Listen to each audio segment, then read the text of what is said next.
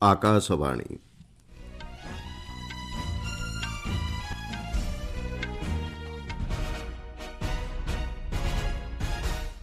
ସମ୍ବାଦ ପଢ଼ୁଛନ୍ତି ମଳୟ ରଞ୍ଜନ ମିଶ୍ର।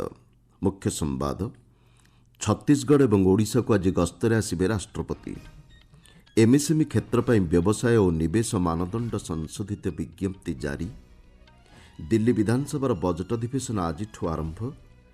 ରିୟାଦ୍ଠାରେ ଆମେରିକା ଓ ୟୁକ୍ରେନ୍ ପ୍ରତିନିଧିମଣ୍ଡଳୀ ମଧ୍ୟରେ ଆଲୋଚନା ଅନୁଷ୍ଠିତ ଏବଂ ଉଭୟ ପୁରୁଷ ଏବଂ ମହିଳା ବର୍ଗରେ କବାଡ଼ି ବିଶ୍ୱକପ୍ ଟାଇଟଲ୍ ହାସଲ କଲା ଭାରତ। ରାଷ୍ଟ୍ରପତି ଦ୍ରୌପଦୀ ମୁର୍ମୁ ଆଜି ଛତିଶଗଡ଼ ଏବଂ ଓଡ଼ିଶା ଗସ୍ତରେ ଆସୁଛନ୍ତି। ଏହି ଅବସରରେ ରାୟପୁରଠାରେ ରାଷ୍ଟ୍ରପତି ଛତିଶଗଡ଼ ବିଧାନସଭାର ରୌପ୍ୟଜୟନ୍ତୀ ସମାରୋହରେ ଯୋଗଦେବେ। ଓଡ଼ିଶା ନୟାଗଡ଼ରେ ଭାରତୀୟ ବିଶ୍ୱବସୁ ଶବର ସମାଜର ପ୍ରତିଷ୍ଠା ଦିବସ ସମାରୋହରେ ଯୋଗଦେବାର କାର୍ଯ୍ୟସୂଚୀ ରହିଛି। ଏମ୍ଏସ୍ଏମ୍ଇ କ୍ଷେତ୍ର ପାଇଁ ବ୍ୟବସାୟ ଓ ନିବେଶ ମାନଦଣ୍ଡ ସଂଶୋଧିତ ବିଜ୍ଞପ୍ତି ସରକାର ଜାରି କରିଛନ୍ତି। ଏହି ସଂଶୋଧନ ଆସନ୍ତା ମାସ ପହିଲାରୁ ଲାଗୁ ହେବ। 2.5 କୋଟି ଟଙ୍କା ପର୍ଯ୍ୟନ୍ତ ନିବେଶ ହୋଇଥିବା ଉଦ୍ୟୋଗଗୁଡ଼ିକ ସଂଶୋଧିତ ନିୟମାବଳୀ ଅନୁଯାୟୀ ଅଣୁକ୍ଷୁଦ୍ର ଉଦ୍ୟୋଗ ଭାବେ ବିବେଚିତ ହେବେ। ବ୍ୟବସାୟ ସୀମା 5 କୋଟିରୁ 10 କୋଟି ଟଙ୍କାକୁ ବୃଦ୍ଧି କରାଯାଇଛି। ସେହିଭଳି 25 କୋଟି ଟଙ୍କା ପର୍ଯ୍ୟନ୍ତ ପୁଞ୍ଜିନିବେଶ ହେଉଥିବା ଉଦ୍ୟୋଗଗୁଡ଼ିକୁ କ୍ଷୁଦ୍ର ବର୍ଗରେ ସାମିଲ କରାଯାଇଛି। ପୂର୍ବରୁ ଏହା 10 କୋଟିରେ ସୀମିତ ଥିଲା। ଏହି ଉଦ୍ୟୋଗଗୁଡ଼ିକ ପାଇଁ ବ୍ୟବସାୟ ସୀମାକୁ 50 କୋଟି ଟଙ୍କାରୁ 100 କୋଟି ଟଙ୍କାକୁ ବୃଦ୍ଧି କରାଯାଇଛି। 125 କୋଟି ଟଙ୍କା ପର୍ଯ୍ୟନ୍ତ ନିବେଶ ହୋଇଥିବା ଉଦ୍ୟୋଗକୁ ମଧ୍ୟମ ବର୍ଗ ଉଦ୍ୟୋଗ ଭାବେ ବିବେଚିତ କରାଯାଇଛି। ପୂର୍ବରୁ ନିବେଶର ପରିମାଣ 50 କୋଟି ଟଙ୍କା ମଧ୍ୟରେ ଧାର୍ଯ୍ୟ ହୋଇଥିଲା। ଏହି ଉଦ୍ୟୋଗ ପାଇଁ କାରବାର ସୀମାକୁ 2 ଗୁଣ ବୃଦ୍ଧି କରାଯାଇ 500 କୋଟି ଟଙ୍କାକୁ ଧାର୍ଯ୍ୟ କରାଯାଇଛି। ସୂଚନାଯୋଗ୍ୟ, ଅର୍ଥମନ୍ତ୍ରୀ ନିର୍ମଳା ସୀତାରମଣ ବଜେଟ୍ ଅଭିଭାଷଣରେ ଏମ୍ଏସ୍ଏମ୍ଇ ଉଦ୍ୟୋଗଗୁଡ଼ିକର ବର୍ଗୀକରଣ ମାନଦଣ୍ଡ ସଂଶୋଧନ ହେବା ନେଇ ଘୋଷଣା କରିଥିଲେ। ଦିଲ୍ଲୀ ବିଧାନସଭାର ବଜେଟ୍ ଅଧିବେଶନ ଆଜିଠାରୁ ଆରମ୍ଭ ହେଉଛି। ଏହି ଅଧିବେଶନ ଚଳିତ ମାସ 28 ତାରିଖ ପର୍ଯ୍ୟନ୍ତ ଚାଲିବାର କାର୍ଯ୍ୟସୂଚୀ ରହିଛି। ଆବଶ୍ୟକ ସ୍ଥଳେ ଅଧିବେଶନର ସମୟସୀମା ବୃଦ୍ଧି କରାଯିବ ବୋଲି ଘୋଷଣା କରାଯାଇଛି। ଡିଟିସିର କାର୍ଯ୍ୟକାରିତା ଉପରେ ସିଏଜି ରିପୋର୍ଟ ଆଜି ଗୃହରେ ଉପସ୍ଥାପନ କରାଯିବ। ଆସନ୍ତା ଆର୍ଥିକ ବର୍ଷ ପାଇଁ ଗୃହରେ ଆସନ୍ତାକାଲି ବଜେଟ୍ ଉପସ୍ଥାପନ କରାଯିବ। ସରକାରଙ୍କ ଆର୍ଥିକ ପ୍ରାଥମିକତା ଏବଂ ଆସନ୍ତା ଆର୍ଥିକ ବର୍ଷର ବିକାଶ କାର୍ଯ୍ୟସୂଚୀର ରୂପରେଖ ମଧ୍ୟ ଗୃହରେ ଉପସ୍ଥାପନ କରାଯିବ। ଏହି ଅଧିବେଶନରେ ପ୍ରମୁଖ ଆର୍ଥିକ ଏବଂ ନୀତିଗତ ପ୍ରସଙ୍ଗ ଉପରେ ଆଲୋଚନା କରାଯିବା ସହିତ ନିଷ୍ପତ୍ତି ଗ୍ରହଣ କରାଯିବ। ତେବେ ଅର୍ଥ ଆବଣ୍ଟନ ଏବଂ ନୀତିଗତ ପଦକ୍ଷେପଗୁଡ଼ିକର ବିଶ୍ଳେଷଣ କରିବା ଲାଗି ଚଳିତ ମାସ 26 ତାରିଖରେ ବଜେଟ୍ ଉପରେ ଆଲୋଚନା ହେବାର କାର୍ଯ୍ୟସୂଚୀ ରହିଛି।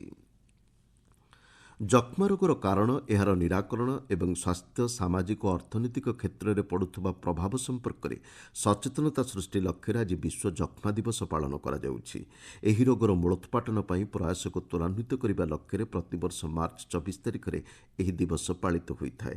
1882 ମସିହାରେ ଡକ୍ଟର ରବର୍ଟ କୋଚ୍ଙ୍କ ଯକ୍ଷ୍ମା ଜୀବାଣୁ ଆବିଷ୍କାରର ବାର୍ଷିକୀ ପାଳନ ଅବସରରେ ଏହି ଦିବସ ପାଳନ କରାଯାଇଥାଏ। ଚଳିତ ବର୍ଷର ବିଷୟବସ୍ତୁ ରହିଛି ପ୍ରତିଶ୍ରୁତି, ପଦକ୍ଷେପ ଏବଂ କାର୍ଯ୍ୟକାରିତା ମାଧ୍ୟମରେ ହିଁ ଆମେ ଯକ୍ଷ୍ମାର ଅନ୍ତ କରିପାରିବା। ଯକ୍ଷ୍ମା ରୋଗର ଆହ୍ୱାନକୁ ମୁକାବିଲା କରିବା ଲକ୍ଷ୍ୟ ନେଇ ଜାତୀୟ ଏବଂ ଆନ୍ତର୍ଜାତିକ ସ୍ତରରେ ରହିଥିବା ପ୍ରତିବଦ୍ଧତାକୁ ପ୍ରୋତ୍ସାହନ ପ୍ରଦାନ କରିବା ଏହି ବିଷୟବସ୍ତୁର ମୁଖ୍ୟ ଉଦ୍ଦେଶ୍ୟ। ଦେଶରେ ଯକ୍ଷ୍ମା ନିରାକରଣ ପାଇଁ କେନ୍ଦ୍ର ସରକାର ଅନେକ ପଦକ୍ଷେପ ଗ୍ରହଣ କରିଛନ୍ତି। ରୋଗୀ ଚିହ୍ନଟ, ମାଗଣା ଔଷଧ ପ୍ରଦାନ, ଚିକିତ୍ସାର ବ୍ୟବସ୍ଥା କରାଯିବା ସହିତ ଅକ୍ଷୟ ପୋଷଣ ଯୋଜନା ମାଧ୍ୟମରେ ରୋଗୀଙ୍କୁ ପୋଷଣ ସହାୟତା ବାବଦରେ ମାସିକ 1,000 ଟଙ୍କା ପ୍ରଦାନ କରିବା ନେଇ ସରକାର ପଦକ୍ଷେପ ଗ୍ରହଣ କରିଛନ୍ତି। ଯକ୍ଷ୍ମା ରୋଗୀଙ୍କ ଚିହ୍ନଟ ତଥା ସେମାନଙ୍କୁ ଚିକିତ୍ସା ପ୍ରଦାନ ନେଇ 100 ଦିନିଆ ଯକ୍ଷ୍ମା ନିରାକରଣ ଅଭିଯାନ ଦେଶରେ ଅନୁଷ୍ଠିତ ହୋଇଛି। ବିଶ୍ୱ ସ୍ୱାସ୍ଥ୍ୟ ସଂଗଠନର 2024 ରିପୋର୍ଟ ଅନୁଯାୟୀ ଭାରତରେ ଯକ୍ଷ୍ମା ସଂକ୍ରମଣ ହାର 17.7% ହ୍ରାସ ପାଇଛି। ଆପଣମାନେ ସମ୍ବାଦ ଶୁଣୁଛନ୍ତି ଆକାଶବାଣୀରୁ। ସାଉଦି ଆରବର ରାଜଧାନୀ ରିୟାଦ୍ଠାରେ ଆମେରିକା ୟୁକ୍ରେନ୍ ପ୍ରତିନିଧିମଣ୍ଡଳୀ ମଧ୍ୟରେ ଆଲୋଚନା ହୋଇଛି। ୟୁକ୍ରେନ୍ର ପ୍ରତିରକ୍ଷା ମନ୍ତ୍ରୀ ରୋସ୍ତେମ୍ ଓମରୋଭ୍ ଏ ସମ୍ପର୍କରେ ସୂଚନା ଦେଇ କହିଛନ୍ତି, ଦୁଇ ପକ୍ଷ ମଧ୍ୟରେ ଆଲୋଚନା ଫଳପ୍ରଦ ହୋଇଛି। ବିଭିନ୍ନ ଗୁରୁତ୍ୱପୂର୍ଣ୍ଣ ପ୍ରସଙ୍ଗ ଏହି ଆଲୋଚନାରେ ସ୍ଥାନ ପାଇଥିଲା। ସେ କହିଛନ୍ତି, ୟୁକ୍ରେନ୍ ଏବଂ ୟୁରୋପ ପାଇଁ ଏକ ନ୍ୟାୟପୂର୍ଣ୍ଣ ଓ ସ୍ଥାୟୀ ଶାନ୍ତି ହାସଲ କରିବା ରାଷ୍ଟ୍ରପତି ଭୋଲୋଦିମିର୍ ଜେଲେନ୍ସ୍କିଙ୍କ ପ୍ରତିଶ୍ରୁତିବଦ୍ଧ। ଜେଦ୍ଦାଠାରେ ଅନୁଷ୍ଠିତ ଆଲୋଚନାରେ ଆମେରିକା ଦ୍ୱାରା ପ୍ରସ୍ତାବିତ 30 ଦିନର ଅସ୍ତ୍ରବିରତି ୟୁକ୍ରେନ୍ ସହମତ ହୋଇଥିଲା ବୋଲି ସେ କହିଛନ୍ତି। ଅନ୍ୟପକ୍ଷରେ ଆମେରିକା ଓ ରୁଷ ପ୍ରତିନିଧି ଦଳ ମଧ୍ୟରେ ଆଜି ଅନୁଷ୍ଠିତ ହେବାକୁ ଥିବା ଆଲୋଚନା ଏହି କୂଟନୈତିକ ପ୍ରୟାସକୁ ଅଧିକ ଗୁରୁତ୍ୱ ପ୍ରଦାନ କରିଛି। ଜେଲେନ୍ସ୍କି ଯୁଦ୍ଧ ପାଇଁ ରୁଷକୁ ଦାୟୀ କରିଛନ୍ତି। ନେପାଳ କାଠମାଣ୍ଡୁସ୍ଥିତ ଭାରତୀୟ ଦୂତାବାସ ପକ୍ଷରୁ 23ତମ ସୁବର୍ଣ୍ଣ ଜୟନ୍ତୀ ଛାତ୍ରବୃତ୍ତି ଦିବସ ପାଳନ କରାଯାଇଛି। ନେପାଳର ପାଖାପାଖି 200 ଛାତ୍ରଛାତ୍ରୀ ଏଥିରେ ଅଂଶଗ୍ରହଣ କରିଥିଲେ। ଭାରତ ନେପାଳ ଅର୍ଥନୈତିକ ସହଯୋଗର 50 ବର୍ଷ ପୂର୍ତ୍ତି ପାଳନ ଅବସରରେ 2002 ମସିହାରେ ଏହି ସମ୍ମାନଜନକ ସୁବର୍ଣ୍ଣ ଜୟନ୍ତୀ ଛାତ୍ରବୃତ୍ତି ପ୍ରତିଷ୍ଠା କରାଯାଇଥିଲା। ଗତ କିଛି ବର୍ଷ ମଧ୍ୟରେ ବୃତ୍ତି ପାଉଥିବା ଛାତ୍ରଛାତ୍ରୀଙ୍କ ସଂଖ୍ୟା ବାର୍ଷିକ 200କୁ ବୃଦ୍ଧି ପାଇଛି। ନେପାଳର ସମସ୍ତ 77ଟି ଜିଲ୍ଲାର 3500ରୁ ଅଧିକ ଛାତ୍ରଛାତ୍ରୀ ଏହି ବୃତ୍ତି ଯୋଜନାର ସୁଫଳ ପାଉଛନ୍ତି। ଚଳିତ ବର୍ଷ ଛାତ୍ରବୃତ୍ତି ପୁରସ୍କାର ପାଇଥିବା ଶିକ୍ଷାର୍ଥୀ 75ଟି ଜିଲ୍ଲାରୁ ଆସିଛନ୍ତି। ସେଥିରୁ 3 ଜଣ ଦିବ୍ୟାଙ୍ଗ ଛାତ୍ରଛାତ୍ରୀ ରହିଛନ୍ତି। ଏହି କାର୍ଯ୍ୟକ୍ରମରେ ବିଭିନ୍ନ ଶିକ୍ଷାନୁଷ୍ଠାନର ଡିନ୍ ଏବଂ ବିଶ୍ୱବିଦ୍ୟାଳୟର ମୁଖ୍ୟ ଯୋଗ ଦେଇଥିଲେ। କାର୍ଯ୍ୟକ୍ରମରେ ଭାରତର ରାଷ୍ଟ୍ରଦୂତ ନବୀନ ଶ୍ରୀବାସ୍ତବ ଯୋଗଦେଇ ଯୋଜନାର ସୁଫଳ ପାଇଥିବା ଛାତ୍ରଛାତ୍ରୀଙ୍କୁ ଅଭିନନ୍ଦନ ଜଣାଇଛନ୍ତି। ନିଜ ନିଜ କ୍ଷେତ୍ରରେ ଉତ୍କର୍ଷ ପ୍ରତିପାଦନ ପାଇଁ ସେ ଛାତ୍ରଛାତ୍ରୀଙ୍କୁ ପରାମର୍ଶ ଦେବା ସହ ଭାରତର ଷ୍ଟାର୍ଟଅପ୍ ଇକୋସିଷ୍ଟମ ଏବଂ ଅନ୍ୟାନ୍ୟ ସହଯୋଗୀ ପଦକ୍ଷେପଗୁଡ଼ିକ ଉପରେ ଆଲୋକପାତ କରିଥିଲେ। ଭାରତ ସରକାର ପ୍ରତିବର୍ଷ ବିଭିନ୍ନ କ୍ଷେତ୍ରରେ ଉତ୍କର୍ଷ ପ୍ରତିପାଦନ କରିଥିବା ନେପାଳର ପାଖାପାଖି 1500 ଛାତ୍ରଛାତ୍ରୀଙ୍କୁ ବୃତ୍ତି ପ୍ରଦାନ କରିଥାନ୍ତି।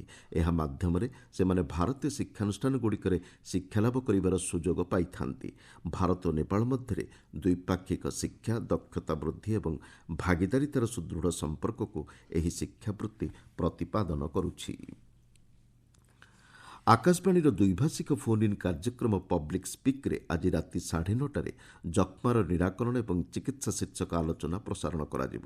ସ୍ୱାସ୍ଥ୍ୟ ଓ ପରିବାର କଲ୍ୟାଣ ମନ୍ତ୍ରଣାଳୟର ଉପମହାନିର୍ଦ୍ଦେଶକ ଡକ୍ଟର ଉର୍ବଶୀ ବି ସିଂହ ଏବଂ ନୂଆଦିଲ୍ଲୀସ୍ଥିତ ସଫଦରଜଙ୍ଗ ହସ୍ପିଟାଲର ପଲ୍ମୋନାରୀ ମେଡିସିନ୍ ବିଭାଗର ମୁଖ୍ୟ ଡକ୍ଟର ରୋହିତ କୁମାର ଆଲୋଚନାରେ ଅଂଶଗ୍ରହଣ କରିବେ। କାର୍ଯ୍ୟକ୍ରମ ସମୟରେ ଶ୍ରୋତାମାନେ ସେମାନଙ୍କର ପ୍ରଶ୍ନ ପଚାରିପାରିବେ।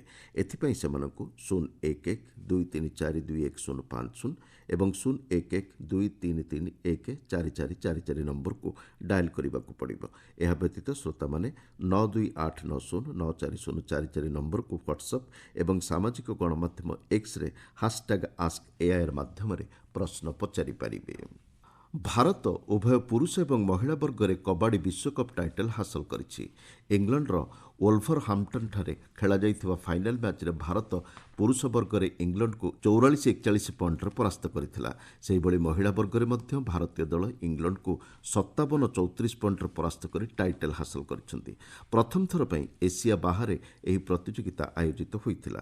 ସୂଚନାଯୋଗ ଏହି ପ୍ରତିଯୋଗିତାର ପ୍ରଥମ ସଂସ୍କରଣ 2019ରେ ମାଲେସିଆଠାରେ ଅନୁଷ୍ଠିତ ହୋଇଥିଲା। ଏଥିରେ ଭାରତ ଉଭୟ ବର୍ଗରେ ବିଜୟୀ ହୋଇଥିଲା।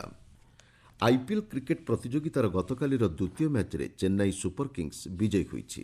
ଚେନ୍ନାଇର ଏମ୍ ଚିଦାମ୍ବରମ୍ ଷ୍ଟାଡିୟମ୍ଠାରେ ଗତକାଲି ଖେଳାଯାଇଥିବା ଏହି ମ୍ୟାଚ୍ରେ ଚେନ୍ନାଇ ସୁପର କିଙ୍ଗସ୍ ମୁମ୍ବାଇ ଇଣ୍ଡିଆନ୍ସକୁ 4 ୱିକେଟ୍ରେ ହରାଇ ଦେଇଛି। ଟସ୍ ଜିତି ଚେନ୍ନାଇ ମୁମ୍ବାଇ ଇଣ୍ଡିଆନ୍ସକୁ ପ୍ରଥମେ ବ୍ୟାଟିଂ କରିବାକୁ ଆମନ୍ତ୍ରଣ କରିଥିଲା।